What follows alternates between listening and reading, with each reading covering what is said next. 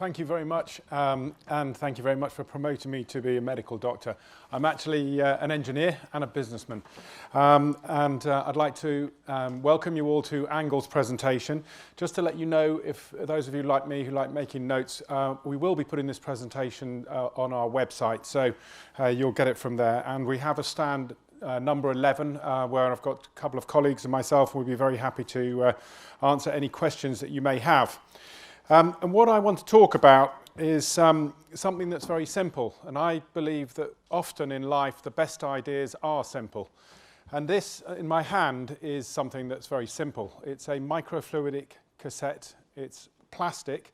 It's the same size as a microscope slide, but it has the potential to transform how we treat cancer all over the world and all types of different cancer. And that's what I'm talking to you about today. So this is actually the use of an engineering technology involved in a very important precision medicine application. The issue that we're trying to address is, of course, the sad point that many more people are getting cancer. This reflects both the aging demographics and also a number of other environmental aspects. But the thing that people don't necessarily realize is that each person's cancer is different. If you hear that 2 or 3 people have prostate cancer, you would sort of imagine they had the same disease. That's not the case. If you hear of several people who have lung cancer, you would sort of imagine they have the same disease. Again, that's not the case. They have a disease in the same part of the body. But the crucial part about their disease is its mutational status, the genetic makeup of the cancer. How does the cancer grow? How does it hide from the immune system? All these issues are the issues that relate to basically how the patient's disease will progress or not. And that means that over time, we're moving towards precision medicine, also known as personalized medicine. And that's about finding out specifics about the individual's cancer and giving them a drug that works. Because it's a bit of a horror story that the best drugs in the market nowadays only work for about 1/3 of patients. That means that 2/3 of the patients who are given these drugs, and they get nasty toxic side effects, don't forget, as well as a lot of money being spent on it, have no medical benefit whatsoever from those drugs. And that's a shocking state of affairs. And it also means that there's an awful lot of money that is actually wasted in treating patients with the wrong drugs. So how do the doctors actually try and work out which are the right drugs? And the answer is the biopsy. And this is a well-established process of solid biopsy. So a breast cancer, for example, may present with a lump. They'll cut that lump out, or they'll use a needle to extract some of it. And from that, they can get the cancer cells out of the tumour and analyse them, work out which drugs may be most effective. And in breast cancer, for example, if the cancer cells are overexpressing a protein called HER2, then the patient will be given a drug called Herceptin. If they're not overexpressing HER2, they won't. So it's as important as that. Should the patient receive a particular drug or not? And in fact, the drug companies are focusing all of their future efforts on new drugs towards these specialized applications for addressing the way that the cancer is growing. Now, the thing about a solid biopsy is it's fine when you cut the lump out, but it doesn't take into account the fact that the patient's cancer is changing over time. So 6 months later, that biopsy is out of date. The cancer's got different mutations. The drugs which were working are now no longer working. So what are the new drugs that you should use?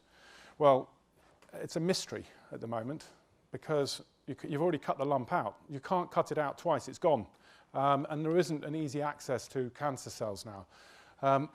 And what we're doing is we're pioneering a new approach, which is to get the cancer cells from the patient's blood. Now, why can you do that?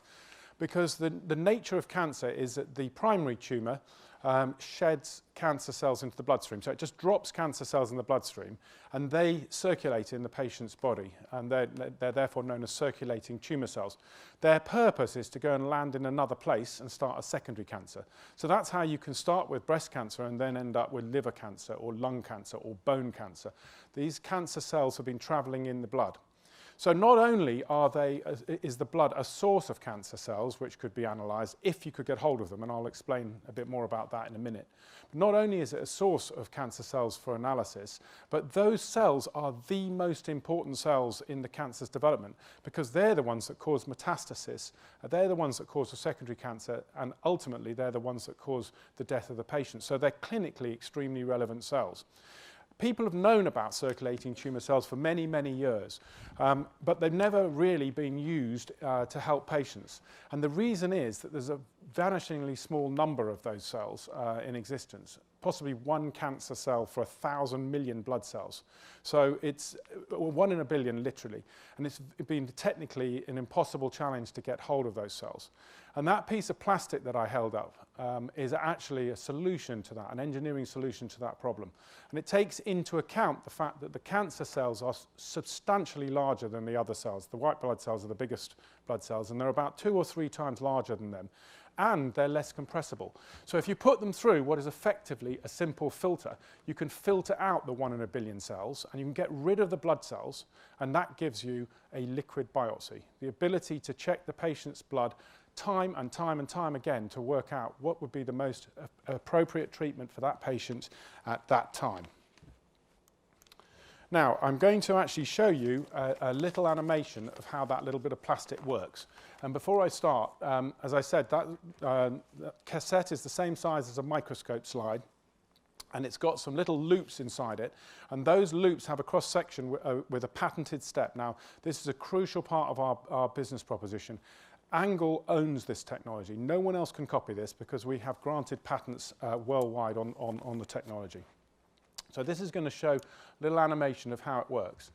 The blood flows in through the little inlet port here, and then it flows down the channels inside of the cassette that I held up. And what you're looking at here is a series of steps. And the steps are cleverly designed so that the smaller blood cells, you see the red blood cells and the white blood cells, flow over the top and over the gap. But the cancer cells, shown here as green, get stuck in the top.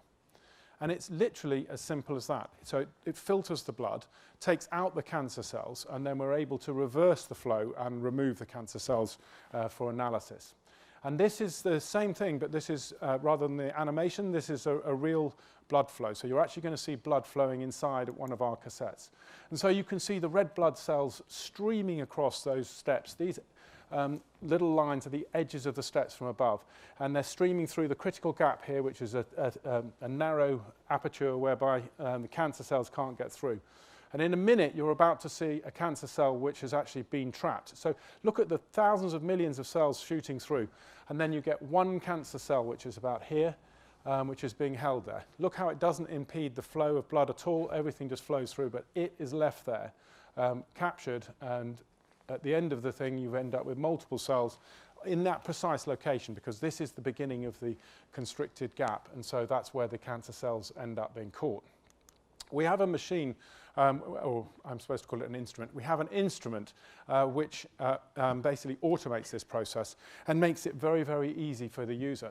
This is a little bit dark, but in here is a standard tube of blood. So the patient just has a blood test, just like they have all the time, and you get one tube of blood, virtually a fingerful of blood, 7.5 millilitres of blood, and you put it onto the machine in the centre here, just twist it onto the O-ring, and then hit the button, and the machine automates the entire process. So very carefully increases the pressure and pushes the blood through this is our cassette that I was holding up a minute ago, sitting in a clamp which is specially designed so that microfluidic tubing lines up directly with the inlet and outlet port. So it's as simple as that. After that's run through, it takes about an hour, and the user can just disappear. You don't need to have a technician watching this. This is an automated process. The user then changes the valve positioning, hits the button again, and the machine can reverse the flow and take the cells out. And we call it cells for precision medicine because what you end up with is the number of cancer cells depends on patient condition. Some are maybe between 20 and 50 cancer cells sitting in 200 microliters of fluid, just a little tiny amount of fluid. And the beauty of that is it's just another way of presenting tissue for analysis. So all of the existing molecular techniques that are used to do the analysis of the solid biopsy, cutting out the lump, can be used on those cancer cells. And so we basically have changed the paradigm. We've now produced a way that patients can be monitored on an ongoing, repeatable basis at a very easily achieved basis.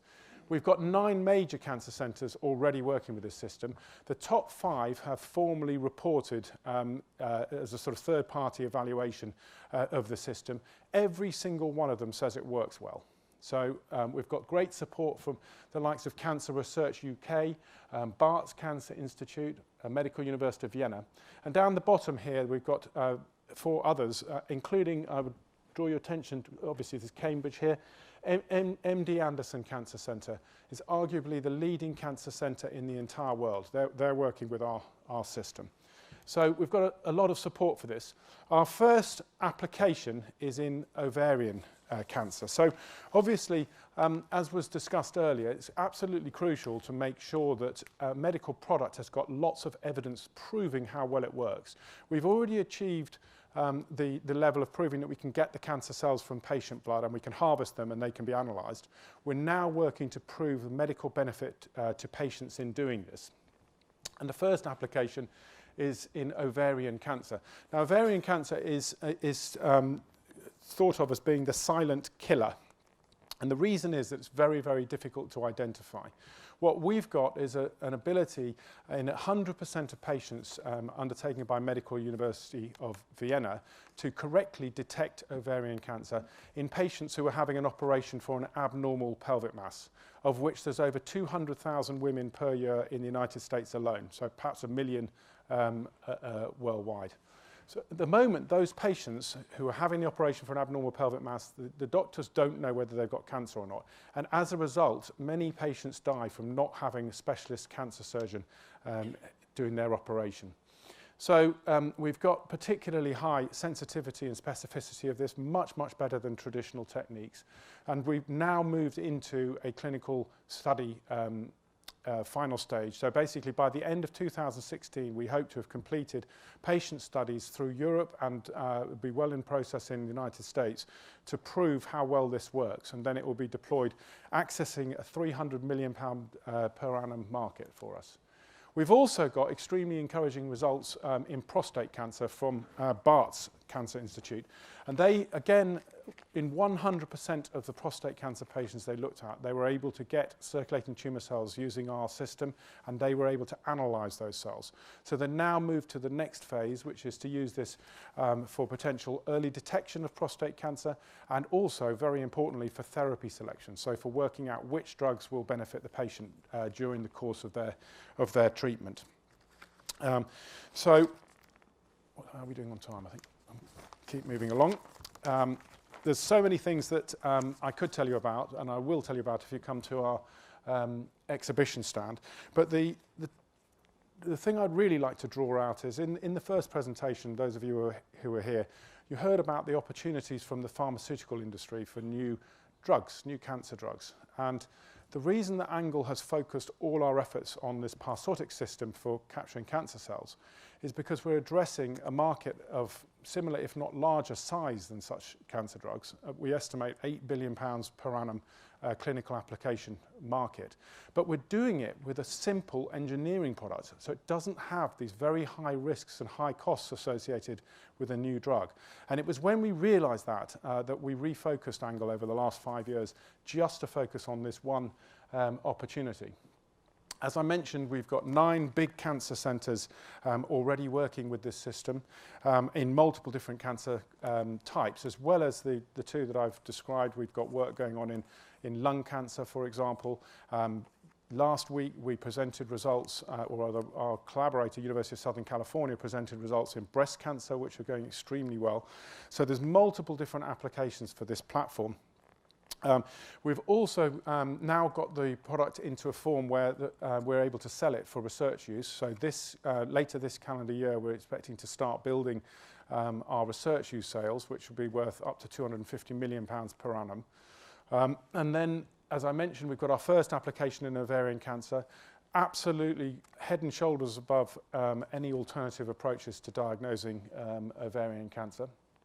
And the other final point that I haven't really dwelt on is that we are one part of a very important jigsaw, and that part is getting hold of the cells for analysis. How you analyse them is what the big companies already do. So our strategy is to partner with the big companies and say, we now offer a new form of tissue for analysis by your existing platform that's already in the big hospitals worldwide. That means that they can generate more sales from their installed platform, and it means that we don't have to spend a fortune on marketing the product ourselves. Just to repeat, we've got a stand number 11. We've got video there. We've got some other colleagues who'd like to talk to you. So thank you very much for your attention.